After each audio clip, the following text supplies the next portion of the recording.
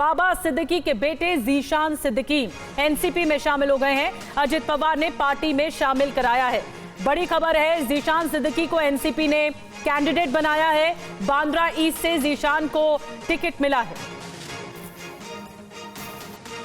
I'm thankful to Ajit Pawar Dada, Praful Patel ji, Sunil Tatkare ji for believing me in these tough times, and I have got the nomination from Bandra East, and I'm sure that with the love and support of all the people, I will definitely win Bandra East yet again. They've always been my pillar of strength, and they know the tough times that me and my family are facing, and it's needless to say that the entire, all the people of Bandra East are with me, and the results will definitely reflect that.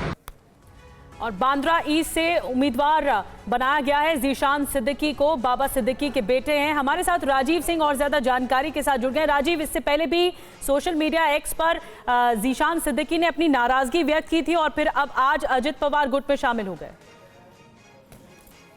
देखिए, ये seat जो है पहले से जीशान सिद्दीकी के पास में, Zeeshan Siddiqui sitting विधायक हैं। ऐसे में कांग्रेस में रहते हुए भी गठबंधन के नियमों के तहत सिटिंग विधायकों को टिकट दिया जा रहा, तो ये टिकट जीशान सिद्दीकी को मिलना था। लेकिन चूंकि उनके पिता बाबा सिद्दीकी, जिनकी पिछले दिनों हत्या कर दी गई थी, वो कांग्रेस का दामन छोड़कर एनसीपी अजीत गुट में शामिल हुए थे, जिसके बाद से ही आशंका जताई जा रही थी कि जीशान सिद्दीकी भी कभी भी पार्टी का दामन छोड़ सकते हैं। हालांकि कांग्रेस पार्टी ने अपनी तरफ से उन्हें कारण बताओ नोटिस तक जारी कर दिया था पार्टी विरोधी गतिविधियों के खिलाफ। हालांकि जीशान ने कभी पार्टी के खिलाफ खुलकर बोला नहीं। लेकिन जब यूबीटी ने अपने उम्मीदवार जाहिर किया, वरुण सरदेसाई, जो कि उद्धव ठाकरे परिवार के रिश्ते में ही आते हैं, उनको वहां से उम्मीदवार घोषित किया। उसके बाद जीशान ने पहली बार ट्वीट करके तंज कसा था उद्धव ठाकरे पर और कांग्रेस पर कि सुना है पुराने दोस्तों ने बैंड्रापुर में अपना उम्मीदवार घोषित कर दिया है। साथ निभाना तो कभी इनकी फितरत में था ही नहीं। रिश्ता उसी से रखो जो इज्जत और सम्मान दे। मतलब कि भीड़ बढ़ाने का कोई फायदा ही नहीं। यानी कि बहुत कम शब्दों में जीशान ने अपनी बातें कह दी थी। अब सवाल यह है कि किस तरह की ये लड़ाई होगी। उद्धव ठाकरे के कैंडिडेट, जब शिवसेना बीजेपी, ज्वाइंट शिवसेना और बीजेपी एक साथ लड़ती थी, तो वहां पर उद्धव ठाकरे का उम्मीदवार उतरा करता था। लेकिन अब वरुण सरदेसाई के साथ में सामना होगा जीशान का, और जीशान के साथ में एक सिंपैथी की लहर है। इसमें इस बात को इनकार नहीं किया जा सकता, क्योंकि जिस तरह से उनके पिता की हत्या की गई और जिसके बाद अभी तक मोटिव तक क्लियर नहीं है। कहा जा रहा है कि राजनीतिक रंजिश हो सकती है या फिर सारे विवाद हो सकता है, लेकिन उसमें बिश्नोई गैंग का हाथ है, इसमें कोई दो राय नहीं। सवाल यह है कि बिश्नोई गैंग को सुपारी किसने दी या बिश्नोई गैंग ने स्वतः इस शूटआउट को अंजाम दिया। फिलहाल जीशान सिद्दीकी का एनसीपी में शामिल होना और भी सुबह सवेरे जिस तरह से ये कहा जा सकता है कि पहले से सारी चीजें तय थी, पहले से सारी चीजें तय थी, और ये एक तरह से कॉन्फिडेंस बढ़ाने वाली बात है जीशान सिद्दीकी के लिए। हाल ही में पिता की मौत के बाद ये बहुत महत्वपूर्ण फैसला एनसीपी के अजित पवार गुट में शामिल हुए हैं जीशान सिद्दीकी, और एक बार फिर से उन्हें जो टिकट मिला है वो बांद्रा ईस्ट से मिला है, यहीं से ही सिटिंग एमएलए। लेकिन अब बांद्रा ईस्ट से उन्होंने कहा है कि दोबारा जीत मैं दर्ज करूंगा। ये बहुत बड़ी खबर है। शुक्रिया आपका राजीव, ये जानकारी देने के लिए। और गैंगस्टर अनमोल बिश्नोई पर एनआईए की बड़ी कार्रवाई। जी हां, एनआईए ने अनमोल बिश्नोई पर 10 लाख का इनाम घोषित किया। एनआईए की मोस्ट वांटेड लिस्ट में अनमोल बिश्नोई, गैंगस्टर लॉरेंस बिश्नोई का भाई अनमोल बिश्नोई, और कनाडा और यूएस में बैठकर अनमोल बिश्नोई लॉरेंस गैंग को चला रहा है।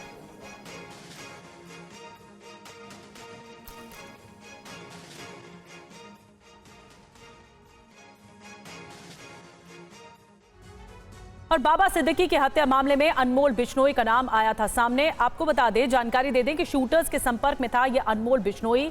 सलमान खान के घर पर फायरिंग की जिम्मेदारी भी अनमोल बिश्नोई ने ही ली थी। 15 अप्रैल को जो फायरिंग हुई थी, सलमान खान के घर के बाहर जो फायरिंग हुई थी, उसकी जिम्मेदारी अनमोल बिश्नोई ने ली थी। मुंबई पुलिस ने अनमोल बिश्नोई पर एलओसी भी जारी किया हुआ है। जितेंद्र शर्मा हमारे साथ इस वक्त जुड़े हुए ज्यादा जानकारी के साथ। हमारे संवाददाता जितेंद्र, अनमोल बिश्नोई को लेकर, उसकी भूमिका को लेकर इंडिया और इंडिया के बाहर अब तक क्या बातें सामने आई हैं, और जिस तरीके से अब कार्रवाई हो रही है, इसके क्या संकेत हैं, इसका क्या अर्थ है?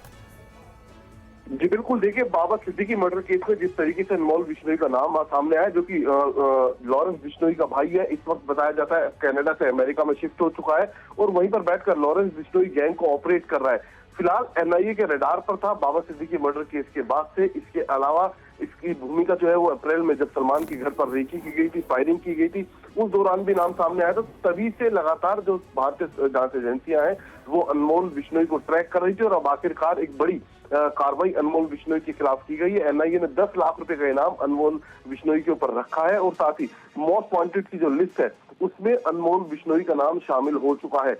अनमोल बिश्नोई जो है वो लॉरेंस का छोटा भाई है। लॉरेंस फिलहाल अभी साबरमती जेल के अंदर बंद है, लेकिन अनमोल बिश्नोई अपने भाई लॉरेंस बिश्नोई के इशारे पर अमेरिका में बैठकर इस पूरे गैंग को ऑपरेट कर रहा है। उसमें उसका साथ पूरे तरीके से रोहित गोदारा दे रहा है, जो कि लॉरेंस का एक बेहद करीबी गुर्गा बताया जाता है। तो कहीं ना कहीं एक बड़ी कार्रवाई इसको जांच एजेंसियों की तरफ से माना जा रहा है। उम्मीद है कि जल्द अब कोशिश होगी कि अनमोल बिश्नोई को हिंदुस्तान वापस लाकर उसके खिलाफ आगे कार्रवाई की जाए। जी शुक्रिया आपका जितेंद्र, इस अपडेट के लिए, इस जानकारी के लिए।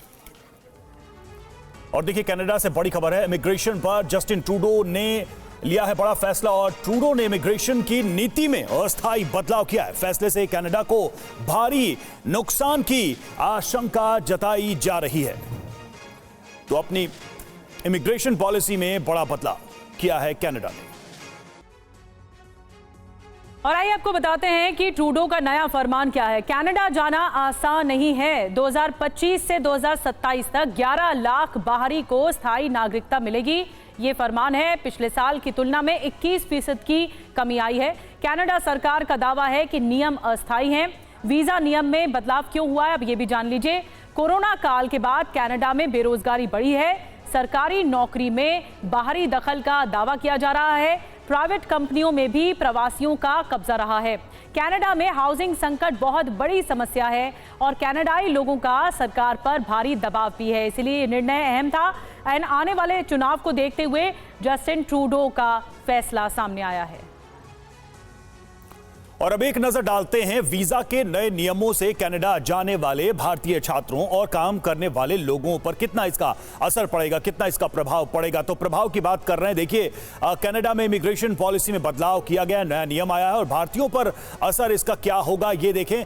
छात्रों की बात करते हैं तो यूनिवर्सिटी में एडमिशन लेना मुश्किल हो जाएगा। वर्कर्स की बात करें जो काम करने जाते हैं, अब जॉब ढूंढना मुश्किल हो जाएगा और साथ ही स्टडी पर परमिट लेना कठिन हो जाएगा। और जो काम करने जा रहे हैं उनके लिए कंपनियां स्थानीय को ज्यादा तवज्जो देंगे। जो लोग स्थानीय होंगे उनको ज्यादा प्रेफरेंस मिलेगी।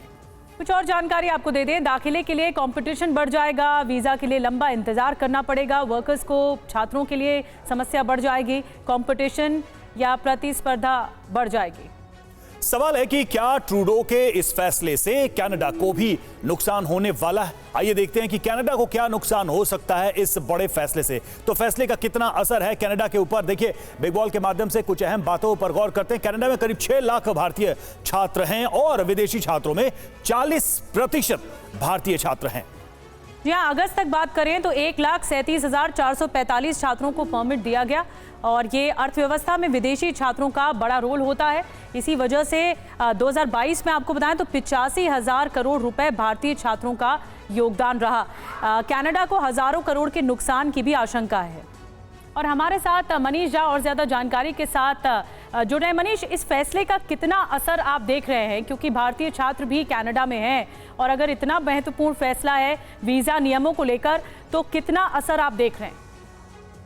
देखिए, ये एक इमिग्रेशन फोबिया वाली राजनीति है जिसमें आप लोकल पब्लिक को या आम जनता को, वहां के लोगों को इस तरीके से अपने पक्ष में लाने के लिए कहते हैं कि बाहरी लोग आएंगे तो उससे देश का नुकसान हो रहा है, आपकी जॉब जा रही है तो आपको मौका मिलेगा।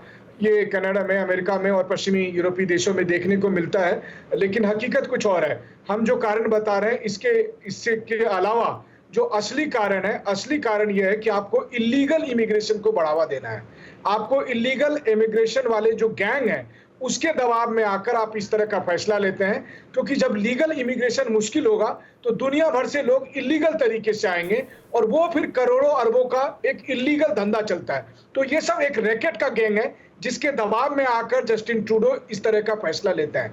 दूसरी बात देखिए, कनाडा में आज की तारीख में जिस तरीके का कंट्रीब्यूशन इमिग्रेंट दे रहे हैं, न केवल कनाडा में बल्कि अमेरिका और दूसरे देशों में, वैसी स्थिति में अगर इमिग्रेंट पर ही लगातार सवाल किए जा रहे हैं तो ये दरअसल बताता है कि उस देश का कॉन्फिडेंस कितना कमजोर होता जा रहा है। तो ये एक चुनावी स्टंट है, चुनावी राजनीति है और जस्टिन ट्रूडो जो लगातार जनाधार अपने यहाँ खोते जा रहे हैं उन्होंने आखिरी तुरूप का पत्ता चला है कि शायद उनसे कहीं थोड़ी सी जनाधार उन्हें बच जाए। जी, बड़ी जानकारी आप दे रहे हैं मनीष। और कनाडा के जो प्रधानमंत्री हैं अपने ही घर में घिरते हुए नजर आ रहे हैं, क्योंकि गतिरोध अपने ही घर में है। कनाडा संसद में जस्टिन ट्रूडो का विरोध किया गया। संसद में प्रधानमंत्री ट्रूडो से इस्तीफे तक की मांग कर दी गई। संसद में प्रधानमंत्री ट्रूडो से इस्तीफे की मांग की गई है। पीएम ट्रूडो के खिलाफ 24 सांसद खड़े हो गए। सांसदों ने 4 दिनों का अल्टीमेटम दिया है और ये कहा है कि रिजाइन नहीं किया अगर ट्रूडो ने तो फिर वो विद्रोह करेंगे, बगावत करेंगे। और जस्टिन ट्रूडो के इस्तीफे की मांग, जी हां, संसद सत्र के दौरान सांसदों ने इस्तीफे की मांग की है और लिबरल सांसदों ने 28 अक्टूबर तक का अल्टीमेटम दिया है। कॉकस की बैठक में इस्तीफे को लेकर दस्तावेज पेश किए गए और 24 सांसदों ने ट्रूडो के खिलाफ समझौते पर हस्ताक्षर किए। चुनाव में हार के खतरे को देखते हुए इस्तीफे की मांग की गई। और आपको बता दें कि जस्टिन ट्रूडो की मुश्किलें अब कैसे बढ़ गई हैं। आप इस तरह से इसे समझ सकते हैं कि कनाडा के हाउस ऑफ कॉमन्स में कुल 338 सीटें हैं। बहुमत का आंकड़ा 170 तक जाता है। ट्रूडो की लिबरल पार्टी के सांसदों की संख्या अब सिर्फ 153 रह गई है, क्योंकि जगमीत सिंह की पार्टी ने सरकार से समर्थन वापस ले लिया है। अब जस्टिन ट्रूडो अल्पमत की सरकार चला रहे हैं और इसीलिए मुश्किलें और ज्यादा है कि घर में ही विरोध जस्टिन ट्रूडो का बढ़ गया है। एक और बड़ी खबर, कनाडाई संसद में प्रधानमंत्री ट्रूडो का जबरदस्त विरोध हुआ है। भारत के समर्थन में खड़े हुए विपक्षी सांसद, भारत के खिलाफ प्रोपेगेंडा चलाने पर विपक्षी सांसद नाराज हैं जस्टिन ट्रूडो से। और कनाडा में भारत के पूर्व हाई कमिश्नर का बयान सामने आया है। कनाडा ने खालिस्तानी आतंकवादियों को शरण दी है। संजय वर्मा का बयान, कनाडा का द्विपक्षीय संबंधों पर गैर पेशेवर रवैया है ये, और ट्रूडो ने बिना सबूत दिए गंभीर आरोप लगाए। संजय वर्मा का बयान। We have always been maintaining that there is no shred of evidence shared with us. I always feel that it is largely politically motivated and an ill-conceived targeting of India. We are a responsible democracy. We do not have any such policy to harm any country. और ये बड़ा बयान है। Canada में भारत के high commissioner रहे संजय वर्मा ने Justin Trudeau सरकार पर कई गंभीर आरोप लगाए हैं। देखिए, दुख तो हुआ जरूर, क्योंकि एक राजदूत के रूप में मैं वहां गया था रिश्ते को सुधारने के लिए, और अचानक अगर मुझे पर इल्ज़ाम लगाया जाता है, और ऐसा भद्दा गंदा इल्ज़ाम जिससे कि मेरे देश की बदनामी होती हो। मुझको अपनी बदनामी से कोई चिंता नहीं है, देश की बदनामी नहीं होनी चाहिए। तब बुरा तो लगता है कि जिस काम के लिए मैं आया था शायद सफल नहीं हो पाया। लेकिन उसी समय यह भी महसूस होता है कि अगर मेरे राष्ट्रीय हित पर कोई हमला करेगा तो फिर मेरा यह फर्ज बनता है कि मैं अपने देश की रक्षा करूं। फिर से वही, मैं कनाडा को अलग कर रहा हूं और अभी की जो सरकार है उसको अलग कर रहा हूं। कनाडा हमारा बहुत अच्छा मित्र था, है और रहेगा। हम लोग दोनों फेलो डेमोक्रेसीज हैं, हम लोग कॉमनवेल्थ के पार्ट हैं, यूनाइटेड नेशंस में अच्छे रोल्स हैं हम लोगों के। मनीष हमारे साथ, हमारे सहयोगी बने हुए। मनीष, जिस तरीके से संजय वर्मा ने कहा है, वो उन्होंने 2 बड़ी स्पष्ट बातें कही हैं कि कनाडा देश, वहां के लोग अलग विषय है, लेकिन अभी की सरकार को लेकर ये सारी बातें कही जा रही हैं। क्या ये माना जाए कि सरकार के साथ, यानी कनाडा की सरकार के साथ ये जो गतिरोध है, ये जो स्टेप्स ले रहे हैं ट्रूडो, ये अब खत्म होने वाला नहीं दिख रहा है, ये आगे बढ़ता जाएगा, मामला उलझता जाएगा? बिल्कुल, देखिए, संजय वर्मा जी ने बिल्कुल सही कहा। अभी हमने दिखाया कि कनाडा के जो विपक्ष के नेता हैं वो खुद संसद में जस्टिन ट्रूडो को यही कहकर हमला कर रहे हैं कि आपने दुनिया के सबसे बड़े लोकतंत्र यानी भारत को लेकर और जो एशिया की सबसे बड़ी अर्थव्यवस्था है उसके साथ कनाडा के रिश्ते को खराब किया, सिर्फ इसलिए क्योंकि आपने अपने राजनीतिक फायदे के लिए सोचा। तो कनाडा की सरकार जो अभी मौजूदा सरकार है, लेकिन फिर वही कहते हैं ना, हिंदी में कहावत है कि माया मिली न राम। जगमीत सिंह या खालिस्तानियों के समर्थन के भरोसे समर्थन के लिए भारत से पंगा लिया और वही जो है उन्होंने ही समर्थन खींच लिया। तो आप सोचिए कि जिस चीज के लिए उन्होंने भारत के साथ जो तमाम रिश्तों को ताक पर रख दिया, उसी पार्टी ने समर्थन वापस ले लिया। और यही खालिस्तानियों की फितरत है। जो लोग अपने देश का नहीं हुए, जो भारत के नहीं हुए, वो जस्टिन ट्रूडो के क्या होंगे, उनकी पार्टी के क्या होते। तो इसीलिए सही बात यह है कि कनाडा के लोग, कनाडा एज ए कंट्री, उसे हमें अलग देखना चाहिए। और जस्टिन ट्रूडो, उनकी पॉलिटिकल कॉन्स्पिरेसी, उनका पॉलिटिकल एम्बिशन और उनकी पॉलिटिकल पार्टी अलग है। और देर सवेर कनाडा के लोग इसके लिए जस्टिन ट्रूडो को दंड भी देने वाले हैं। शुक्रिया मनीषा आपका हमसे जुड़ने के लिए, हमसे बातचीत करने के लिए। जी हां, दाना तूफान ने दस्तक दे दी है, लैंडफॉल हो चुका है और कई इलाकों में भयंकर स्थिति है, लेकिन असर कितना देखा जा रहा है आपको बताते हैं। बंगाल की खाड़ी से उठे चक्रवाती तूफान दाना का ओडिशा के तट पर लैंडफॉल रात करीब 1 बजे हुआ है। जी हां, मौसम विभाग के मुताबिक, जो IMD कह रहा है उसके मुताबिक, दाना तूफान ओडिशा के भीतरकनिका और धामरा पोर्ट के बीच 120 किलोमीटर प्रति घंटे की रफ्तार वाली हवाओं के साथ आगे तट पर पहुंचा और तूफान के चलते धामरा समेत कई इलाकों में पेड़ तक उखड़ गए हैं।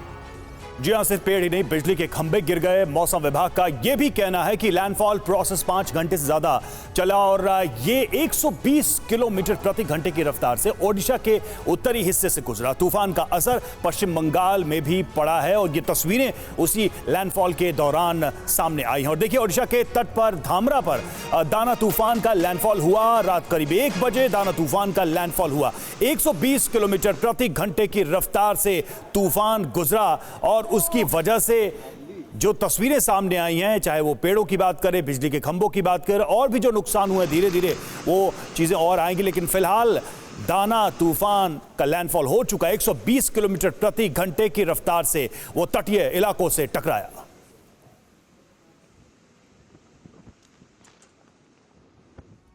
और अब आपको मौसम विभाग की तरफ से मिली जानकारी के आधार पर दाना तूफान का लैंडफॉल कहां हुआ है, आइए बताते हैं आपको। ये देख रहे हैं आप, देश का नक्शा देख रहे हैं। साइक्लोन बीती रात करीब 1 बजे ओडिशा का तट जो देख रहे हैं, भीतरकनिका नेशनल पार्क और धामरा पोर्ट के पास है, यहीं पर ही लैंडफॉल हुआ है। जो आप भंवरनुमा ये तस्वीर देख रहे हैं, इसी ग्राफिक्स के जरिए आप समझ पाएंगे कि धामरा पोर्ट के आसपास भयंकर नुकसान भी हुआ है। तूफान का सबसे ज्यादा असर यहीं पर देखा गया ओडिशा में। इसके अलावा पश्चिम बंगाल पर भी इसका असर देखने को मिल रहा है। ग्राफिक्स के जरिए हम आपको बता रहे हैं कि तूफान का जो रूट है वो कहां से होकर अब गुजर सकता है, कैसे दाना तूफान पिछले 5 दिनों में ओडिशा के तट तक पहुंचा है।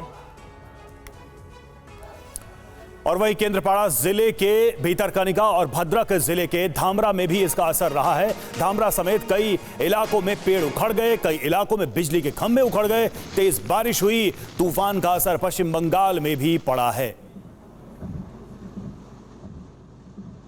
और हमारे साथ हमारे 2 सहयोगी इस वक्त जुड़े हुए। कुमार कुंदन धामरा पोर्ट से हमारे साथ जुड़े हुए, रवि दत्ता हमारे संवाददाता दीघा बीच से इस वक्त हमारे साथ जुड़े हुए हैं। कुमार कुंदन के पास चलेंगे। कुंदन, धामरा में किस तरह की तस्वीरें निकल कर आई हैं, क्या नुकसान हुआ है अभी तक, और कुल मिलाकर ओडिशा में कितना डैमेज हुआ है दाना तूफान के लैंडफॉल से, क्या अभी तक का ऑफिशियल आंकड़ा बता रहा है?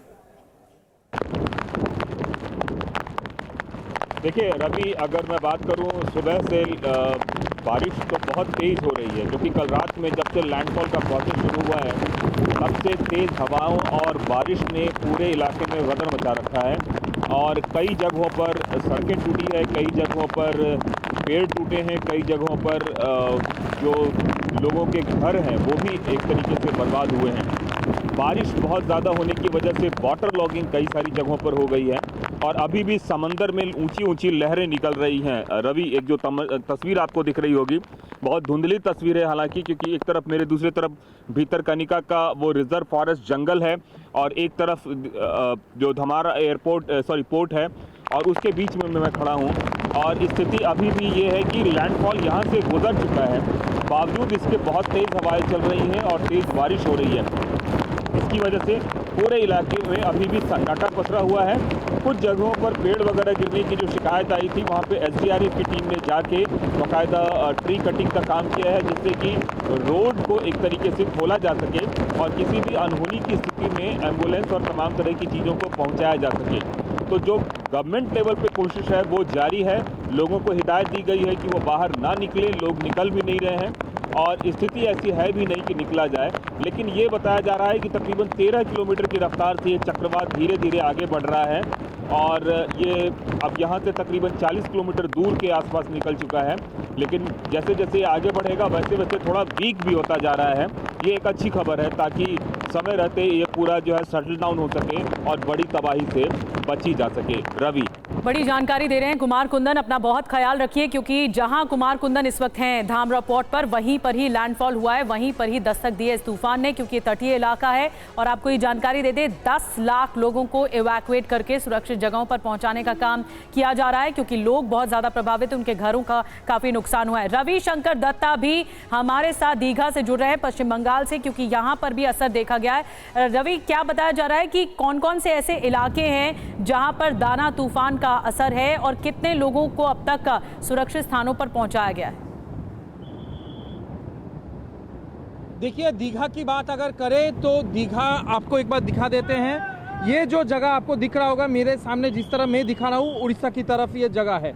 और जिस तरफ यहाँ पे आप देखिए उल्टा तरफ भी आपको दिखाने की कोशिश करते हैं, ये है पश्चिम बंगाल की तरफ। मतलब मैं दीघा जो है बॉर्डर एरिया है वहाँ पे खड़ा हूँ।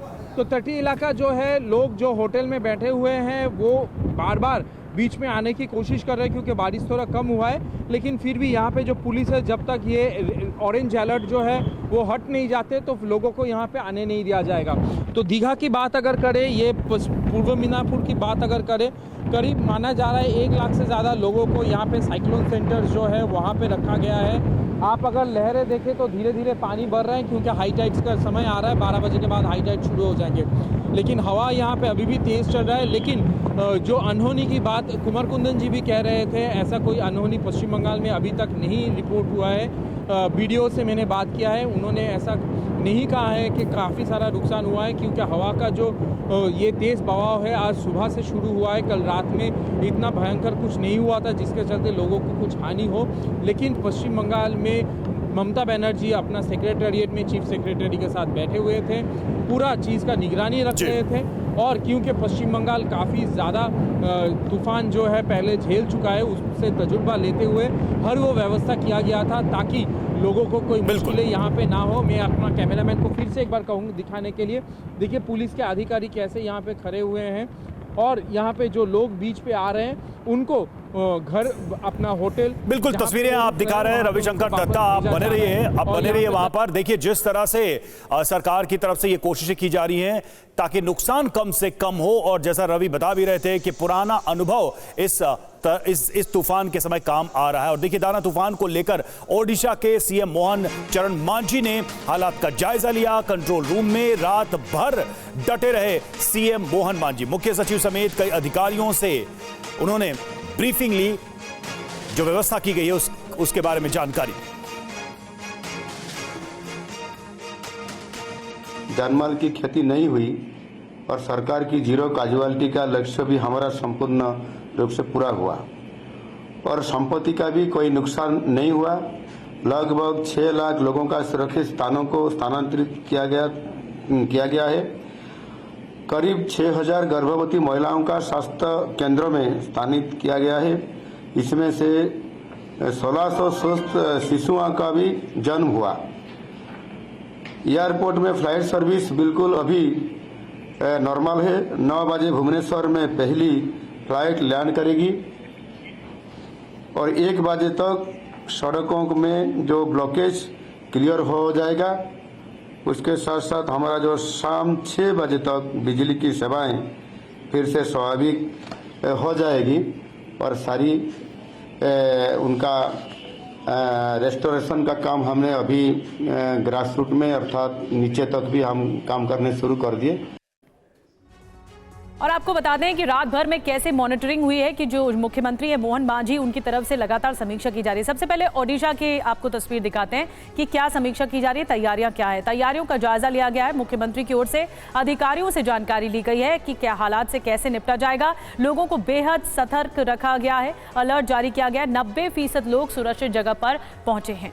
बात करें पश्चिम बंगाल की तो नबन्ना सचिवालय में ममता बनर्जी मौजूद रहीं। दाना चक्रवात की निगरानी की गई, यहीं से मॉनिटरिंग की गई, और सीएम ने अधिकारियों से इस पूरे मामले में जानकारी ली। एहतियाती सभी कदम उठाए गए, जो भी एहतियातन कदम होते हैं वो सभी उठाए गए, और मुख्यमंत्री ने खुद यहां पर मौजूद रहकर इसकी निगरानी की।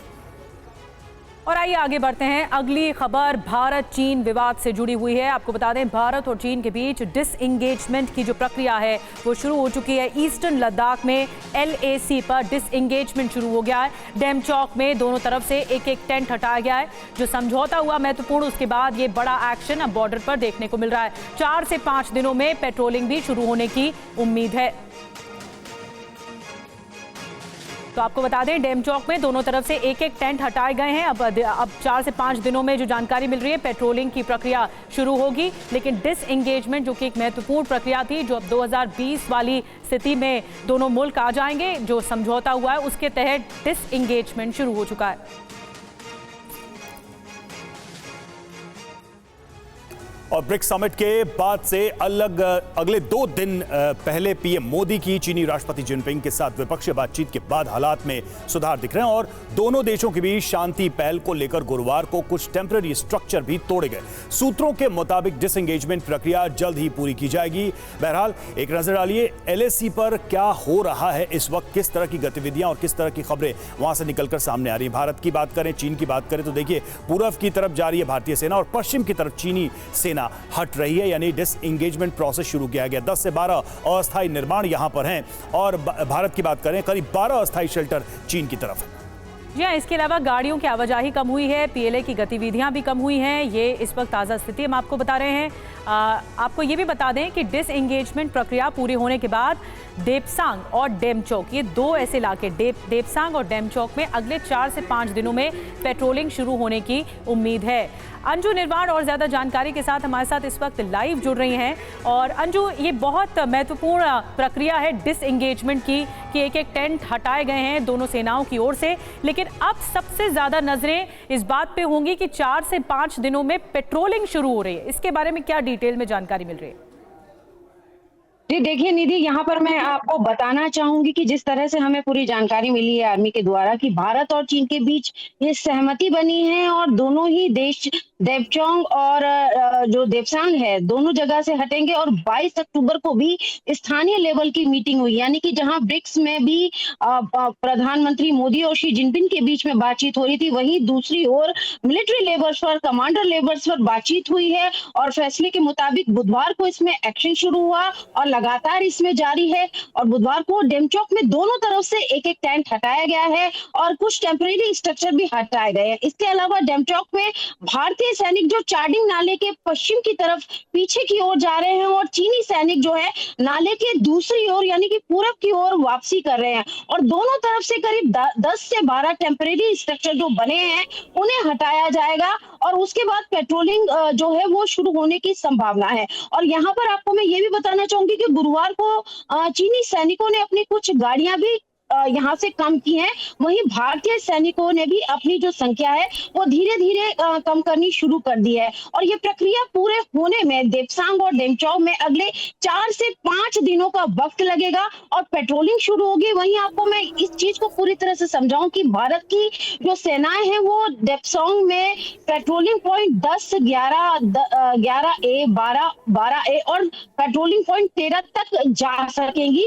और सबसे बड़ी बात यह है कि देपसांग में राखी नाला का जो इलाका है यानी कि जो वाई जंक्शन का इलाका है, बाटल नेक का इलाका है, इस क्षेत्र में जहां 2020 के बाद से भारतीय सेना पेट्रोलिंग नहीं कर पा रही थी क्योंकि चीन के सैनिक बैठे हुए थे, वहां पर भी उन सब इलाकों में भी भारतीय सेना जो है वो पेट्रोलिंग कर पाएगी। तो ये अपने आप में बहुत बड़ा फैसला है। और भारत ने भी, आपको बता दूं, जिस तरह से चीन ने अपने सैनिक बैठाए, भारत ने भी उसके जवाब में अपने सैनिक बैठाए थे और चीन के सैनिकों को क्लेम लाइन तक नहीं जाने दिया था। और क्लेम लाइन वो एरिया है जिस सीमा तक दोनों देश अपनी सीमा होने का दावा करते हैं। तो इस तरह से दोनों सेनाएं एक दूसरे का रास्ता जो है वो लगातार रोकती रही और अब ये निर्णय हुआ है कि दोनों सेनाएं एक दूसरे का मार्ग नहीं रोकेंगी और दोनों ही सेनाएं जो है पेट्रोलिंग जो है क्लेम लाइन तक जाएंगी। और ये फैक्ट जो है देपसांग से जुड़ा हुआ है। और वहीं अगर हम डेमचौक की बात करें, जो कि एक ऐसा इलाका है जहां पर भारत और चीन की जो सेनाएं थी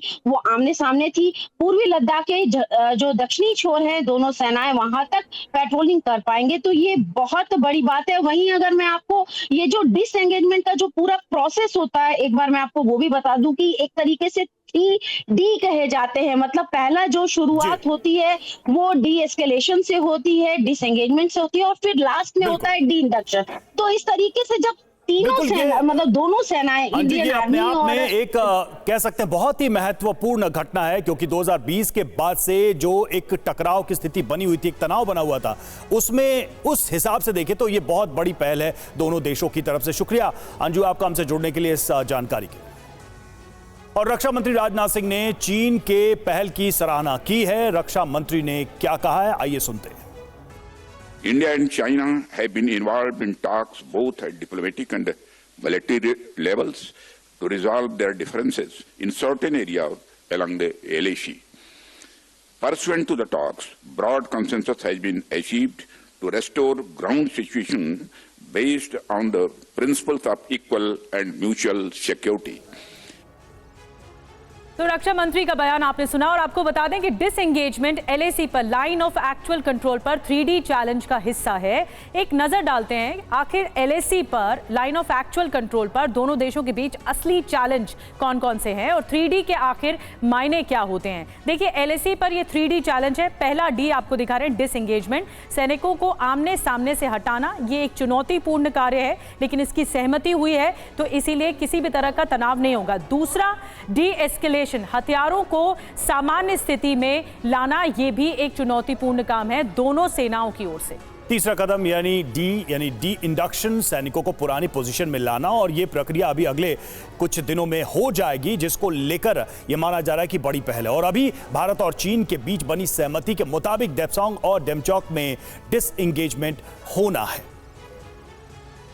और अगली खबर कश्मीर से है। जी हां, एलओसी के पास जवानों पर आतंकी हमला हुआ। एक बार फिर आतंकी हमला हुआ है। गुलमर्ग इलाके में इस बार निशाना बनाया आतंकियों ने। बोटा पथरी में गोलीबारी हुई। आतंकी हमले में 2 जवान शहीद हुए हैं, और हमले में 2 पोर्टर जो सामान इधर से उधर ले जाते हैं, वो 2 पोर्टर की भी मौत हुई है। 3 घायल हुए हैं इस आतंकी हमले में।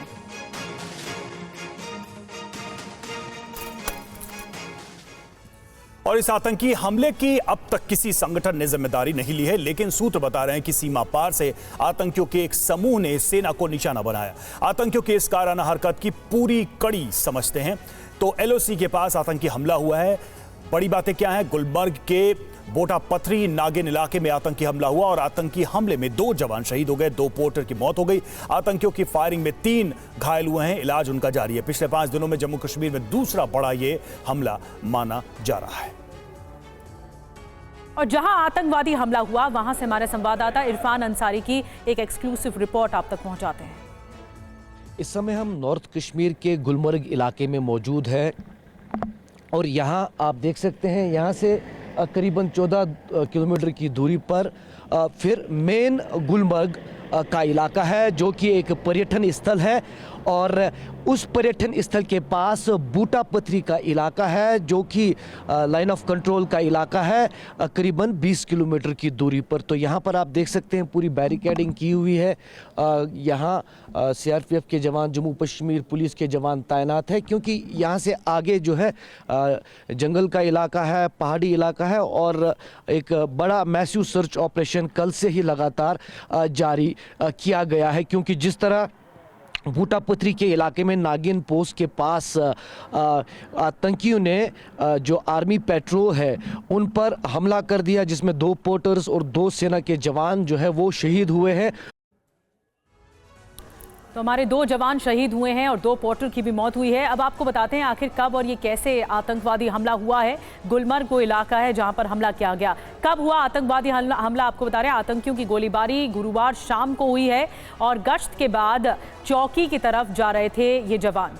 आतंकियों ने सेना के एक दल को निशाना बनाया। हमले के बाद आतंकी जंगल की तरफ भाग गए। हालांकि अभी भी लगातार सेना का ऑपरेशन जारी है। यह 5 दिनों में ये दूसरा बड़ा अटैक है, दूसरा बड़ा आतंकवादी हमला है। अब आपको बताने जा रहे हैं कि किस तरह से ये आतंकवादी हमले को अंजाम दिया। इससे पहले भी एक और हमला हुआ, जब टारगेट किलिंग की गई और आम लोगों को निशाना बनाया गया। अब गुरुवार सुबह पुलवामा में आतंकवादी हमला हुआ। इसके अलावा जो डिटेल मिल रही है, बटगुंड में आतंकवादी हमले में एक मजदूर घायल हुआ।